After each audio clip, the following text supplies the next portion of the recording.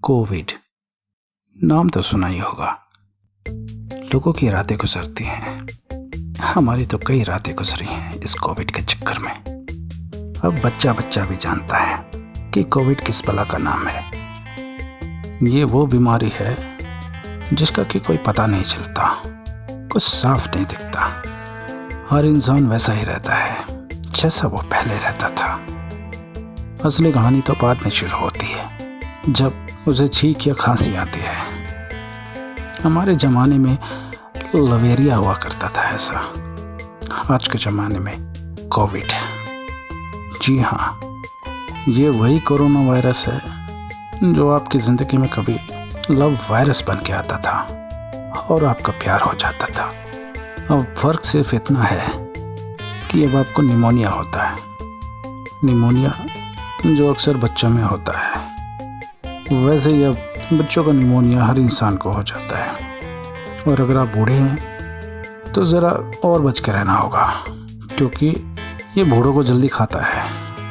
अब हमारे अमिताभ बच्चन साहब वो भी इस बीमारी से दूर नहीं रहे, वो भी अस्पताल में पड़े हैं। अब पता नहीं कितने पैसों की बात हुई है, लेकिन पड़े तो है ही। और उस अमिताभ जी के पीछे कई मीडिया वाले भी पड़े हैं जो ये बताते हैं कि आज उन्होंने ये किया, आज उन्होंने वो किया, आज उन्होंने नाश्ता भी किया और सुबह सुबह वो लैट्रिन में भी गए।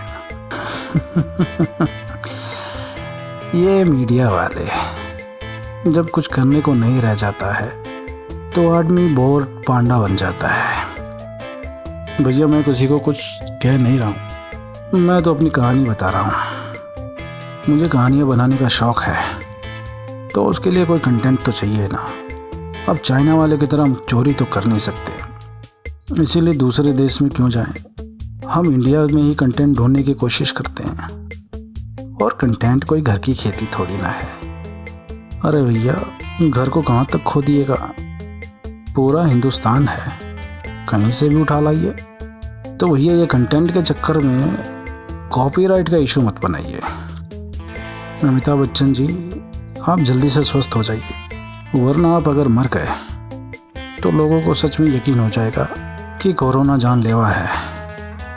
दोस्तों, सबसे बड़ी बात तो ये है कि ये बीमारी जितनी झूठी है, इसकी कहानी उससे भी ज़्यादा झूठी है, क्योंकि इस बीमारी का पता अभी तक नहीं चला कि ये आई कहाँ से है। न जानवरों से, न इंसान से, न किसी और चीज़ से।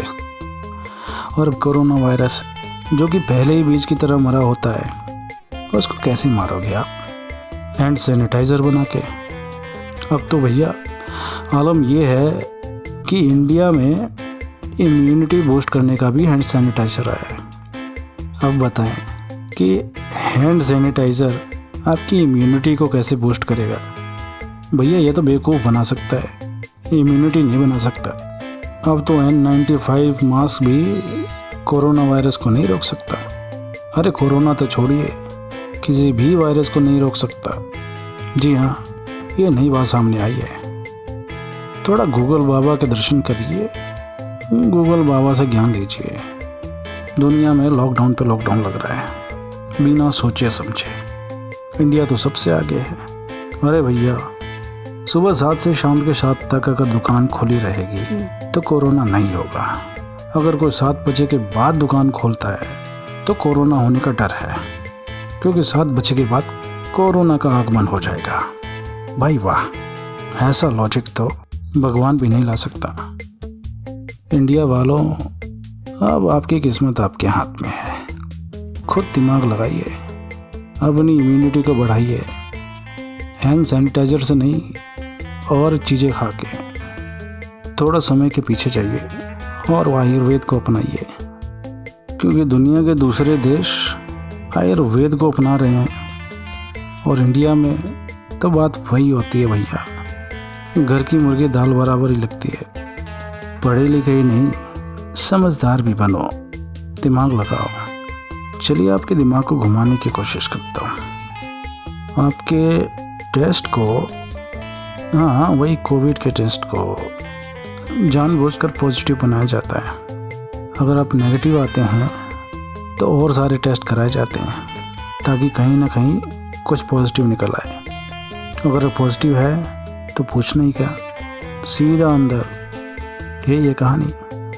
और अंदर रखरखाव कैसा होता है, इलाज कैसा होता है, वो तो आप जानते हैं। मरने का कारण कोई नहीं बताता भैया, सीधा कोविड से मरा है। और कोविड से मरी हुई बॉडी ना तो उनके घर वाले लेना चाहते हैं और ना जल्दी से अस्पताल देने को तैयार होता है। आपका तो पता ही होगा कि आदमी के मरने के बाद उसके साथ क्या क्या होता है। उसकी आंखें कहाँ जाती हैं, उसकी किडनियाँ कहाँ बिकती हैं और वगैरह वगैरह। तो पढ़े लिखे मूर्ख मत बनिए, अपना इलाज कीजिए, बीमारियों से बचिए।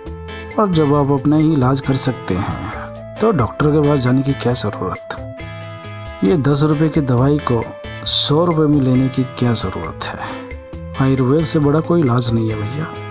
सबसे पहला इलाज यहीं से शुरू हुआ, सबसे पहला राग यहीं से शुरू हुआ, सबसे पहला शहर यहीं से शुरू हुआ और कई सारी ऐसी चीज़ें हैं। तो गर्व से कहो हम भारतीय हैं। बस आज के लिए इतना ही।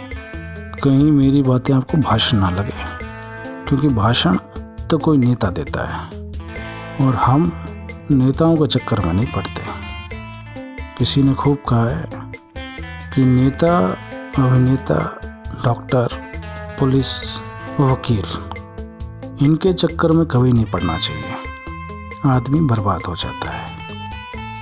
चलिए रखते हैं, बाय। अंग्रेजी वाला।